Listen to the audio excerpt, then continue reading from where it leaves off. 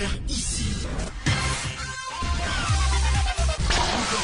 Que vous avez découvert Ivoire TV. Je suis le missionnaire Pierre Sauvé et à l'état civil, je m'appelle Bazari Pierre Sauvé. Je suis un simple serviteur de Dieu. Je suis le plus petit de tous les serviteurs de Dieu. Je suis un Dida. Et je viens de Divo. J'ai été appelé pour servir Dieu lorsque moi-même, je ne savais pas. Lorsque je ne savais même pas. Parce que moi, le plus voyou même, ici à Yopougon, ici à Abidjan, c'était moi. J'ai traversé surtout plusieurs épreuves. Et j'ai même eu à faire 2 fois la prison. Après la prison de 2006, je suis devenu chrétien. J'ai reçu l'appel. Moi, je ne dirai pas comment j'ai reçu l'appel, mais c'est Dieu qui m'a appelé, c'est Dieu qui m'a choisi. En 2009, Dieu m'a mis encore ensemble avec le pasteur Désir Champion. J'ai travaillé avec le pasteur Désir Champion dans son église Amé Royal. Aujourd'hui, j'ai décidé de suivre la vision que Dieu m'a donnée, parce que j'avais déjà une vision lorsque j'étais avec l'homme de Dieu. Il était mon père spirituel. J'avais déjà une vision et j'ai décidé aujourd'hui de suivre cette vision. Et je suis le président de l'UJPC. L'UJPC, c'est l'Union des jeunes patriotes en Christ. C'est un mouvement que j'ai créé pour la sensibilisation de la jeunesse ici en Côte d'Ivoire et enlever les enfants de la rue. Oui, ça dit qu'enlever les enfants de la rue, dans la rue, les former, les envoyer dans le Seigneur. Je suis là pour vous parler de cette maladie qui fait ravage présentement dans le monde entier. Voilà. Cette maladie est typiquement spirituelle. La première des choses, ça fait environ quelques mois de cela que j'ai reçu 2 songes. Le premier songe, c'est quoi? C'est que dans le songe, c'est comme c'était l'arrivée du Seigneur Jésus dans le monde. Mais personne n'était prêt pour accepter que c'était l'arrivée du Seigneur. Les hommes étaient traumatisés. Les femmes étaient traumatisées. Les enfants étaient traumatisés. Le monde entier était traumatisé parce que le Seigneur venait. Il venait pour juger le monde. Il venait pour, à tout cas, enlever son église. Alors, tous, on était troublés dans le songe. Et depuis ce jour, je ne savais plus quoi dire dans le songe. Je me suis réveillé. Il y a eu encore un deuxième songe. Le deuxième songe, c'est que c'était... Le ciel avait changé. La terre était traumatisée. Les êtres humains encore étaient traumatisés. Et j'ai vu des fourmis noires, comme des magnans, qui sortaient des 4 points cardinaux pour dévorer les êtres humains. Les êtres humains. Quand ces fourmis tombent sur toi, sur le champ, tu es dévoré. J'ai fait ce songe. Et lorsque je me suis réveillé, je n'ai pas compris. J'ai prié, mais je n'avais pas compris. Et quelque temps après, c'est là, cette maladie a commencé à faire ravage ici en Côte d'Ivoire. Je vois aujourd'hui, tout est fermé. Tout est fermé. Aujourd'hui, on nous parle de ne plus se saluer. On nous parle de ne plus se donner la main. De mettre 1 mètre entre les êtres humains. Alors, j'ai compris que le Seigneur venait de me parler. Je suis là pour parler de la repentance. Pourquoi? Parce que le Seigneur m'a dit que cette maladie est spirituelle. Cette maladie qui fait des ravages dans ce monde présentement est spirituelle. Mais les êtres humains combattent cette maladie. C'est-à-dire que de manière physique. Une maladie qui est spirituelle, quelque chose qui est spirituel, on ne doit pas combattre cette chose sur le plan physique, mais plutôt sur le plan spirituel. Aujourd'hui, les églises sont fermées, les mosquées sont fermées. Vous savez, nous avons besoin d'une repentance. Dieu a donné la part de responsabilité à chacun de nous. Les êtres humains, ils ont leur part de responsabilité. Et Dieu a sa part de responsabilité. Les êtres humains doivent croire en Dieu, suivre Dieu. C'est leur part de responsabilité, obéir à Dieu. Et Dieu, en retour, protéger les êtres humains, bénir les êtres humains, également, c'est leur part de responsabilité. Chacun a sa part de responsabilité. Chaque personne a sa part de responsabilité. Donc, pour que ce fléau puisse arrêter, il faut que chacun de nous puisse faire sa part de responsabilité. Commencez par le chef de l'État, parce que je suis un Ivoirien, je suis en Côte d'Ivoire, et ici en Côte d'Ivoire, le message que Dieu m'a donné, Dieu appelle la nation à la repentance, à commencer par le chef de l'État, à commencer par le chef de l'État jusqu'au peuple. Et ce n'est pas un pasteur qui doit venir, c'est-à-dire que sur les chaînes ou bien à la télé, pour dire « repentez-vous ». Mais c'est le chef de l'État qui doit le faire. C'est seul le chef de l'État que Dieu a choisi pour faire cela. Tant que cela ne se fait pas, cette maladie va s'aggraver. Cette maladie va toucher le monde. Cette maladie va toucher la nation. Et ce que nous vivons aujourd'hui sera plus grave, sera plus pire. Ce que nous allons vivre, c'est-à-dire que demain, avec le temps, sera plus grave que ce que nous vivons aujourd'hui. Donc, Dieu appelle, c'est-à-dire que les Ivoiriens à la repentance. Dieu appelle la nation à la repentance. Dans une nation, c'est Dieu qui établit les autorités. Mais dans le monde entier aujourd'hui, c'est-à-dire que les hommes établis par Dieu ne font plus le travail de Dieu. Or, dans une nation, c'est Dieu qui établit. Si aujourd'hui, le chef de l'État il est au pouvoir, c'est Dieu qui l'a établi. Mais est-ce qu'il fait ce que Dieu lui demande de faire? La question reste posée. Donc, le chef de l'État a une part de responsabilité spirituellement à faire.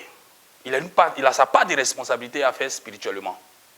Donc, le chef de l'État doit inviter les Ivoiriens à la repentance.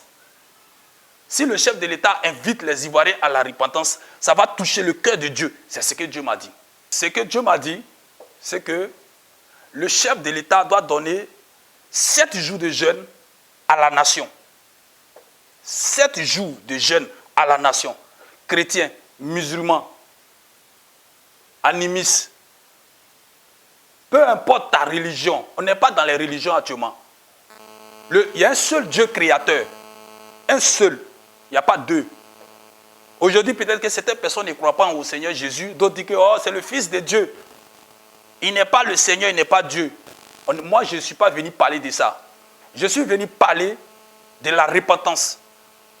Le Dieu créateur qui a créé l'humanité, qui a créé toutes choses, qui a créé la Côte d'Ivoire, il appelle les Ivoiriens à la repentance. Et la seule personne qu'il a choisie pour le faire, c'est le président de la République de la Côte d'Ivoire qui doit se mettre,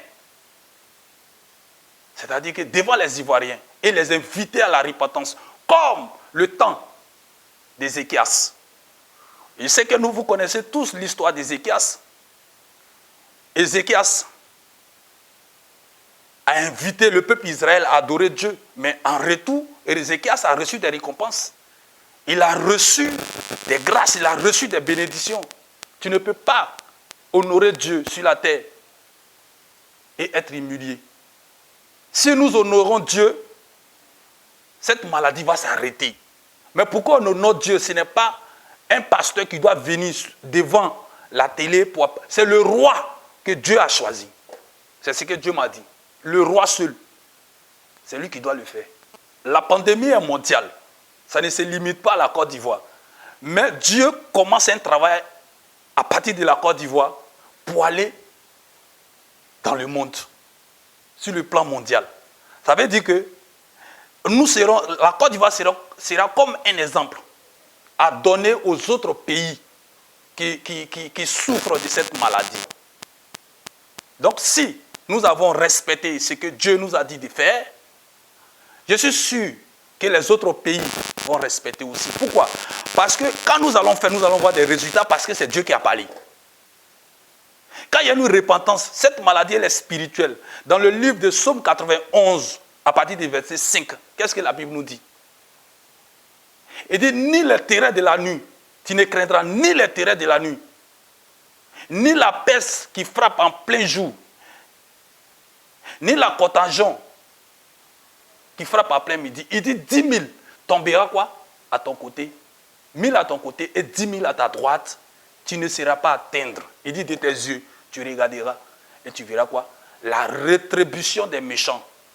Donc tous ceux qui ne respecteront pas ce que le chef de l'État va dire sur la repentance tomberont. Ça, c'est ce que Dieu m'a dit. Et ici en Côte d'Ivoire, on ne respecte pas les hommes de Dieu. Ça me fait mal que l'église est fermée, mosquée est fermée. Mais quelque chose qui est spirituel, vous voulez combattre ça dans la chair. Ça ne peut pas aller. Quand quelque chose est spirituel, on combat ça spirituellement. Et c'est les prières, c'est les jeunes qui vont arrêter cela. Parce que Dieu n'est pas content. Vous vous souvenez que le temps de Noé, Dieu a détruit la terre. Les hommes sont morts. Dieu s'en fout. Dieu peut détruire la Côte d'Ivoire. Il peut détruire le monde. Il peut recréer. Il est capable de tout. Mais quand il voit que les êtres humains sur la terre, si tous les chefs de l'État qu'il établit dans les nations ne font pas son travail, il a mal. Il a mal. On lutte pour notre intérêt, on détruit, on fait tout ce qu'on veut. Pour de l'argent, on est prêt à tout. Mais Dieu a mal. Ce n'est pas ce que Dieu veut. Quand Dieu t'établit comme un roi, quand Dieu t'établit, c'est pour que tu puisses te soucier du peuple. Mais comment? Dieu a son plan et les hommes ont leurs plans. Ce n'est pas seulement, c'est-à-dire que sur la terre, entretenir, c'est-à-dire que les hommes physiquement, mais Dieu, quand il établit un roi, il veut que ce roi-là le représente. Donc, dans le temps jadique, dans le temps passé, quand vous regardez très bien, vous allez voir que les rois travaillaient toujours avec des prophètes. Mais aujourd'hui, c'est qu'un roi qui travaille avec un prophète. Le roi décide seul, il fait ce qu'il veut. Quand il regarde dans le passé, qu'est-ce qui s'est passé? Le roi, c'est lui qui orientait toujours. C'est comme on appelle le prophète, où il orientait toujours le roi. Mais aujourd'hui, quand un roi a un problème, qui l'oriente? Il fait les choses dans la chair. Quand un homme de Dieu parle, personne ne l'écoute.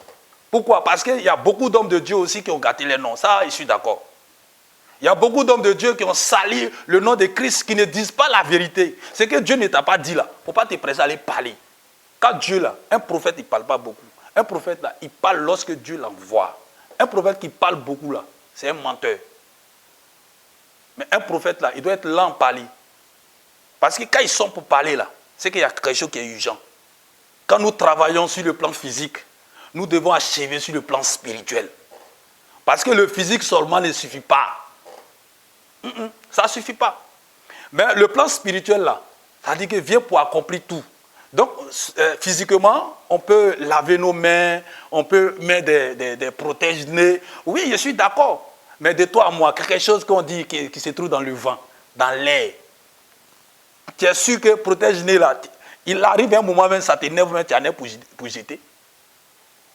Ben, tu ne peux pas dormir ça, tu ne peux pas te réveiller ça, tu ne peux pas aller te laver ça. Gants là, tu ne peux pas toujours porter gants. Il va arriver un certain moment, toi, enlever. Aujourd'hui même, on dit que non, bon, on dit Gbaka, mais on dit, mais Gbaka, les Gbaka là, il y a plusieurs personnes dedans.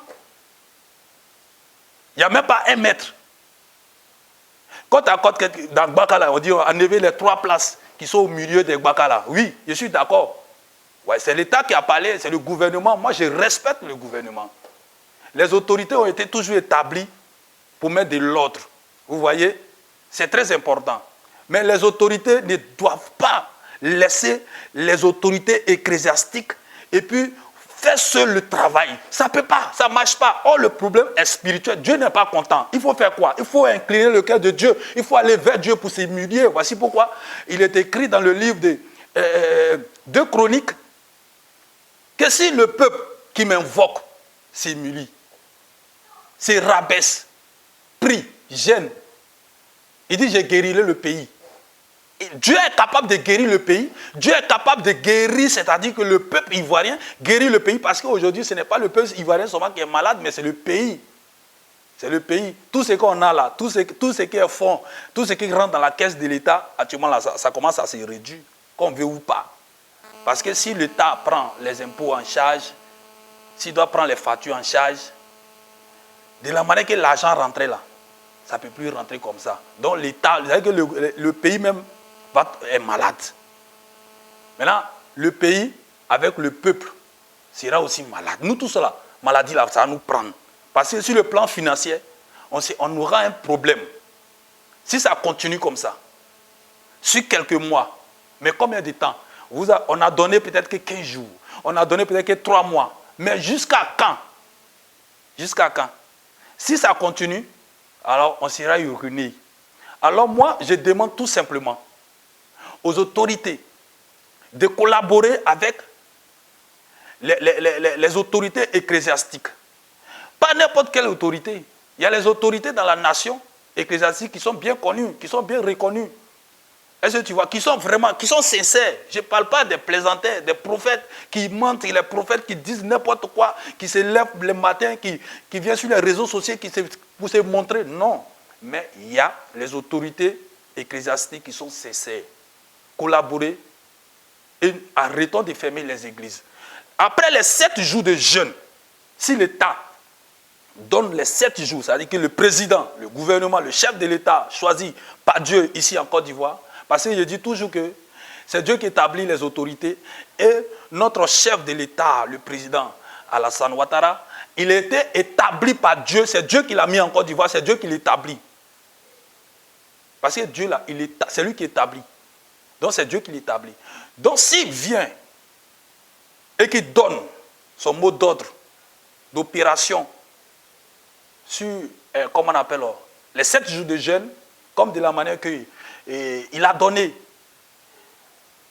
pour le coup-feu. Aujourd'hui, les Ivoiriens respectent le coup-feu. À partir de 21h, chacun rentre chez lui à la maison.